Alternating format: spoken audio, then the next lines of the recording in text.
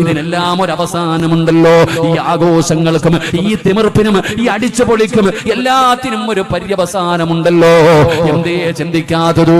അതുകൊണ്ട് റമളാൻ നമ്മളോട് വിട പറയുകയാണ്. അവസാനം നന്നാകണമടോ, അവസാനം നന്നാകണമടോ. അതുകൊണ്ട് പരിശുദ്ധമായ റമളാനിന്റെ അവസാനം നമ്മളോട് വിട പറയാതിരുമ്പോ അവസാനം നന്നാകണമെന്ന് ആഗ്രഹിക്കുന്നവരാ നമ്മള്. അതുകൊണ്ട് ചെയ്യാൻ പറ്റുന്ന എല്ലാ നന്മകളും ചെയ്തോ. പടച്ചവനെ സക്കാത്ത് കൊടുക്കണം, സക്കാത്ത് കൊടുക്കണം. എന്റെ പ്രിയപ്പെട്ടവര്, എല്ലാവർക്കും സക്കാത്ത് കൊടുക്കാൻ പറ്റൂല.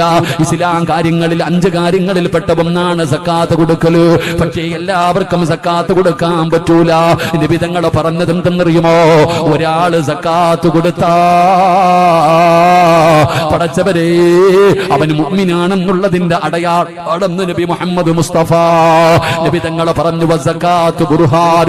പടച്ചവരെ നബി തങ്ങൾ പറയുകയാ, നബി തങ്ങൾ പറഞ്ഞു വസ്സലാത്തു നൂറുൻ, അല്ലാ പ്രകാശമാണ് നിസ്കാരം. എന്റെ പ്രിയപ്പെട്ടവരെ, സക്കാത്ത് എന്ന് പറഞ്ഞാൽ അടയാളമാണ്, ഈമാനുള്ളതിന്റെ അടയാളമാണ് സക്കാത്ത് കൊടുക്കല്. അവനോട് ആരും വഅദ് പറയണ്ട, ഒരാളും നിർബന്ധിക്കണ്ട.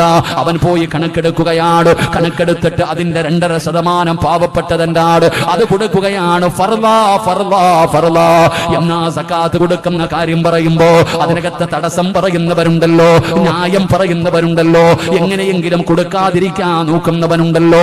പേടിക്കണം സഹോദരാ, പേടിക്കണം പെങ്ങള്. മുനാഫിക്കിന്റെ സ്വഭാവമാ, മുനാഫിക്കീങ്ങളുടെ സ്വഭാവമാ. മുനാഫിക്കിന് അല്ലാഹു കൊടുക്കുന്ന ശിക്ഷ എന്തെന്നറിയുമോ?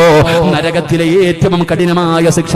നരകത്തിന്റെ ഏറ്റവും അടിത്തട്ടിൽ കിടക്കുന്നത് കള്ളു കുടിക്കുന്നവനല്ല, വ്യഭിചരിക്കുന്നവനല്ല, പലിശ തിന്നുന്നവനല്ല, ശിർക്ക് ചെയ്തവനല്ല, അല്ലാഹുവിനെ വിശ്വാസമില്ലാത്തവനല്ല, മുനാഫിക്കിനാണെന്ന് നബി മുഹമ്മദ് മുസ്തഫ സല്ലല്ലാഹു അലൈഹി വസല്ലം. സക്കാത്ത് ഈമാനുള്ളവർക്ക്, ഈമാനുള്ളവരെ കൊടുക്കത്തുള്ളൂ.